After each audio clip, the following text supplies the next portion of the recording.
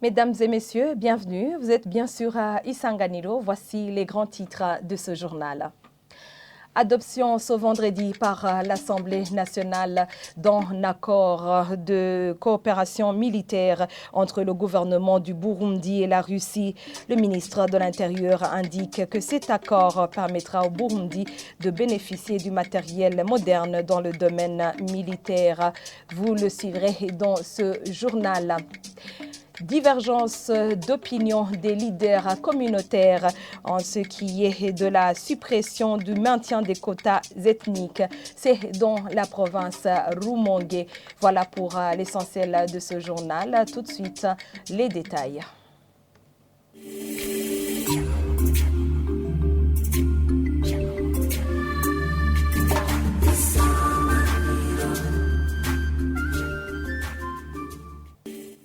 Encore une fois, bienvenue. L'Assemblée nationale a adopté ce vendredi un accord de coopération militaire entre le gouvernement burundais et la Russie.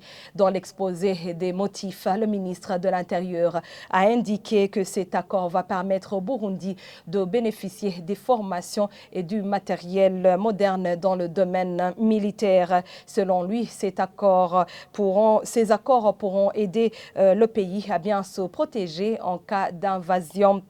Les parlementaires de leur côté ont demandé si cet accord ne va pas entraver les accords que le Burundi avait avec les États-Unis ou encore l'Union européenne, vu la tension qu'il y a entre la Russie et ces pays. C'est un reportage signé notre consoeur Sheila Irambona.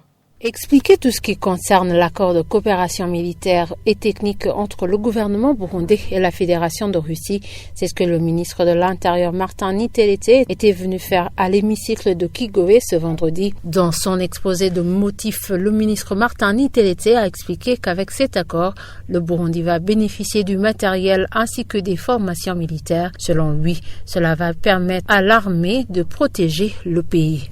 En fait, le Burundi et la Russie ne sont mais des pays amis. On collabore dans plusieurs domaines, que ce soit dans le domaine de l'éducation, la santé, l'agriculture et l'élevage. Nous sommes à une étape satisfaisante. Si nous considérons le niveau de développement des autres pays, il faut que nous protégions nos intérêts. Gikingira inyungu zacu cyane cyane gukingira imbibe no gukingira abenegihugu n'ivyabo no musire tukavuga tuti nous disons qu'il ne faut pas attendre que nous ayons un problème pour essayer de trouver une solution. Il faut nous préparer à l'avance en faisant des accords avec les pays frères pour que nous voulons acheter du matériel militaire. Nous sachions où nous diriger. L'échange d'expérience continue car on ne se suffit pas. Une des questions sur lesquelles les parlementaires sont revenus est de savoir si cet accord de coopération avec la Russie ne va pas causer de soucis, vu que le Burundi a d'autres accords avec les États-Unis d'Amérique et l'Union européenne. Lorsqu'on fait des accords avec des pays comme la Russie, alors qu'elle est en froid avec les pays de l'Union européenne et les États-Unis d'Amérique concernant la gestion des ressources humaines, surtout s'ils viennent pour l'accompagnement militaire, qu'ils se retrouvent les deux côtés ici. Est-ce qu'ils ne causent pas de soucis? Des problèmes ne peuvent pas surgir. Le ministre Martin Niterete a indiqué qu'avec tous ces accords, le pays défend toujours ses intérêts. Brièvement, je peux dire que nous suivons de près la géopolitique internationale, que ce soit tout ce qui se passe dans notre région de l'EAC pour faire savoir notre position, toujours dans l'objectif de chercher l'intérêt du peuple, car nous considérons du peuple avant tout ce qu'ils ont besoin.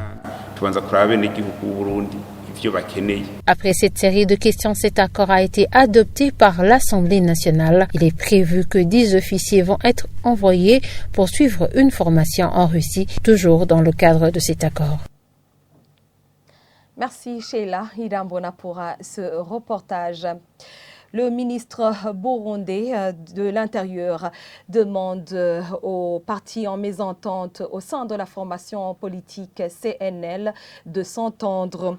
Il le dit que ça soit fait avant la tenue du congrès extraordinaire réclamé par le président de ce parti.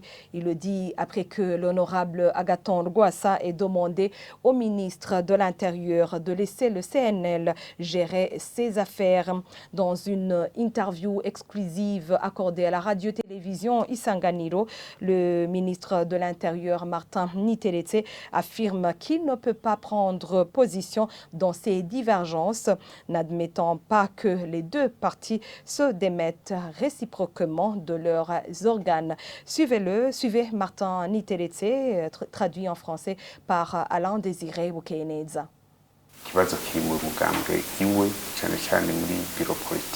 Le problème réside au niveau interne.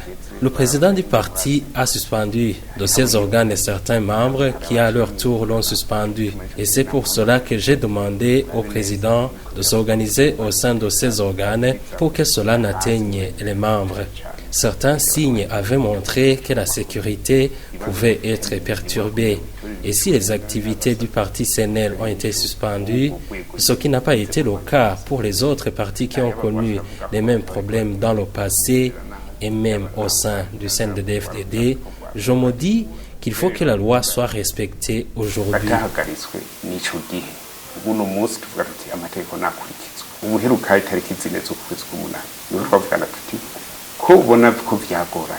Je me suis entretenu avec le président du parti CNL en date du 4 de ce mois. Je lui ai dit, puisque vous avez des problèmes internes, mettez-vous ensemble pour que la question soit vidée avant la tenue de votre réunion.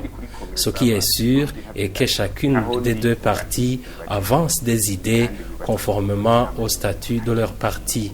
Un compromis doit être trouvé chaque fois qu'il y a cette volonté de dialoguer. La réunion projetée avec les membres du parti devra être précédée par l'entente au sein des organes dirigeants.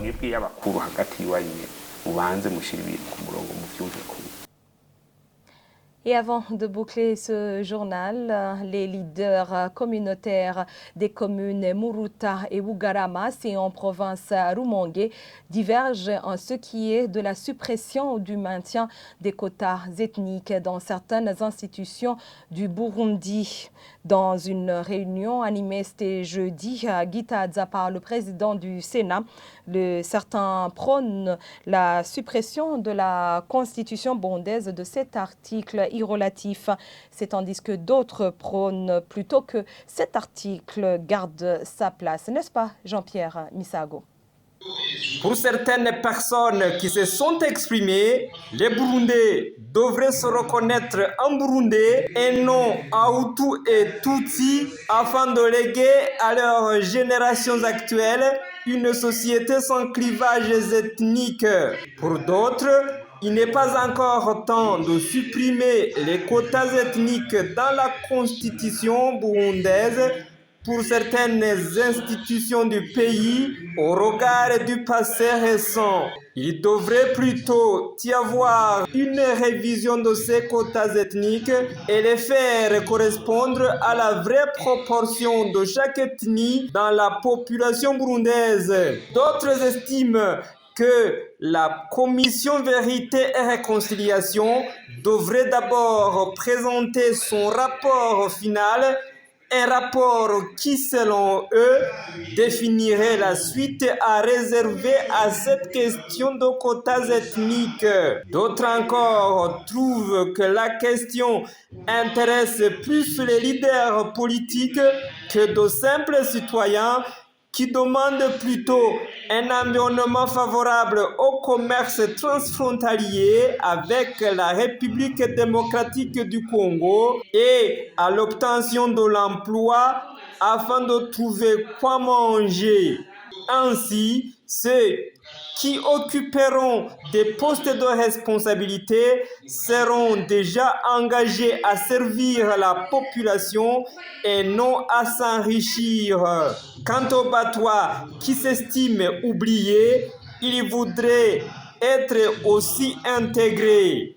Emmanuel Sinzo Hagera, président du Sénat burundais, lors de cette réunion de Kitaza, dit que l'heure est à la collecte intégrale des différents points de vue de la population burundaise sur la suppression ou le maintien des quotas ethniques dans la constitution burundaise et voudrait que les participants dans cette réunion procèdent à leur tour à la collecte des points de vue au sein de leurs administrés pour que, à fin de compte, plusieurs Burundais puissent s'y exprimer. Et voilà, ainsi s'achève ce journal. Merci à toutes et à tous de l'avoir suivi. Merci à toutes les équipes derrière la réalisation de ce journal. Très bonne suite des programmes sur la télévision Isanganiro. Au revoir.